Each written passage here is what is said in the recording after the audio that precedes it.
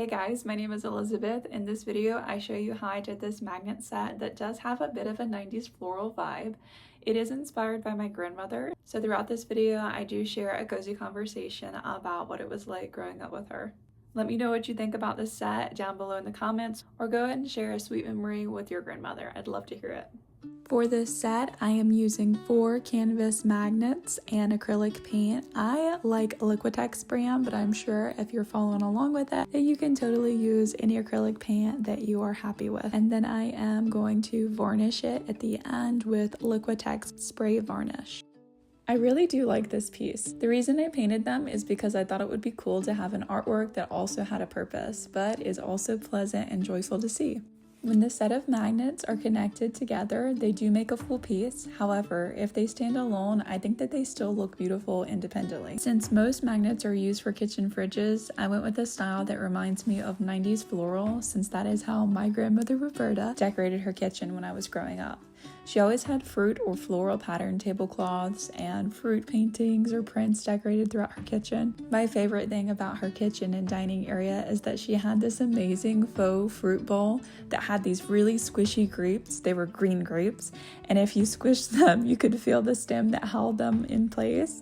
And I used to love playing with those until I would get one too many eye rolls from both of my grandparents. Now, I almost did keep this magnet set for myself, but I'm actually someone who cannot stick to owning artwork. I get a little bored a little too fast and move stuff around too much. Like, I can't commit to hanging anything up on the walls. And I do think that that kind of adds to my experimentation with art. Like, I don't have a specific style that I always fall back into. Now, the one thing I will say about my artwork is that after I complete it, I often take a look back, and though it may have a completely different style from last week, whether it's realism or impressionism or just color blocking, for some reason I always capture this vibe or overall essence of an old lady, which I don't necessarily think is a bad thing, but I do think that that is reflective of who I am as a person. And as I think about that a little bit more right now, I'm kind of wondering if that might be because as I was growing up, other than my older siblings, there was not really any kids that I was often playing with. I played with the occasional cousin, but for the most part, I spent a lot of quality time with older women. I think that I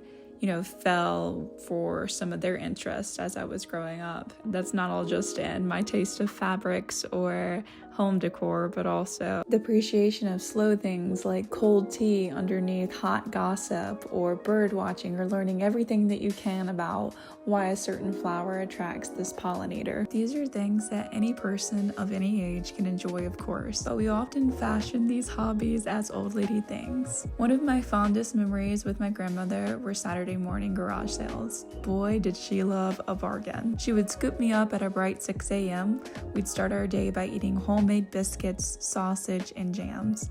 And we'd round up her crew that consisted of her sister and her daughter, my aunt that I just loved being around. She was beautiful, styled, and would let me eat ice cream in the car, which I always thought was super cool. And she just marked off everything off of the list of what I thought a woman was. I loved these garage sale days. They often didn't end until the sun fell, and I would learn so much gossip.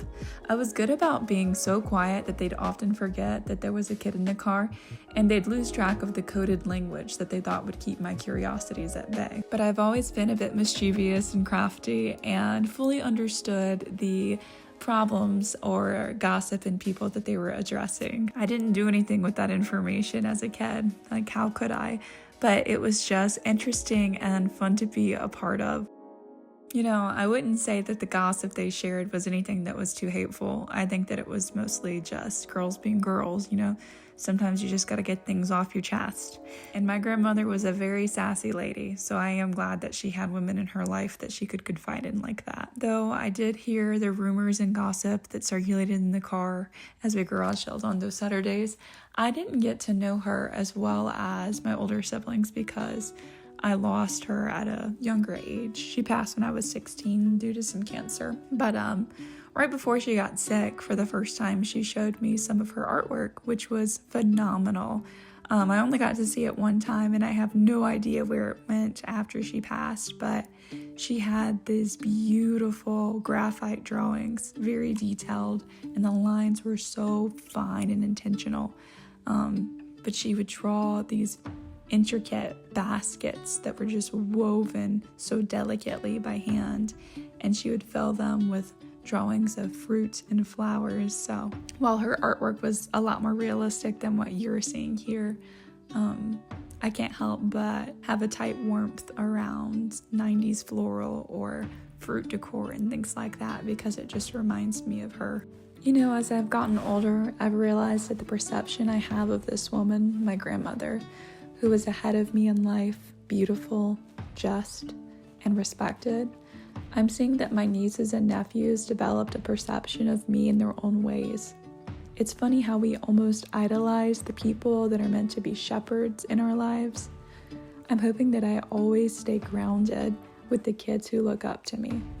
I am not perfect and I am not always right, but I hope that I always have the intention of bowing on the same plane as them, showing them that I too make mistakes and I am not a saint. My grandmother was not perfect, and she absolutely let me know that. I'd witnessed her apologize to others for being impolite. I'd accepted apologies from her, and I'd learned to give them to her myself. If I can be an ear, a shepherd, and a friend to my nieces and nephews like my grandmother was for me, I think I will have lived a very lovely life. Something that I think is extremely important in life and that I'm still trying to grasp and put into good practice myself is that kindness is only true when you are kind to everyone and not just the people that you like. And that's a really hard thing to accept and live out. Often disappointments of how you expect people to treat you kind of gets in the way of how you then treat others. And that's not something that I've mastered, treating others the way that I'd like to be treated. I struggle with allowing my feelings to come first sometimes and not being able to divide my thoughts and feelings from another person. And boundaries are important, yes, but there's a difference between applying boundaries respectfully and then just disregarding others. And I am in the process of learning how to do that with much more grace, and not just for myself, but for others that I encounter. And so, if I could leave you with anything today, it's that you're important, you are smart, you're wonderful, and you can be kind. The first few are concrete, but I do believe that kindness is a choice.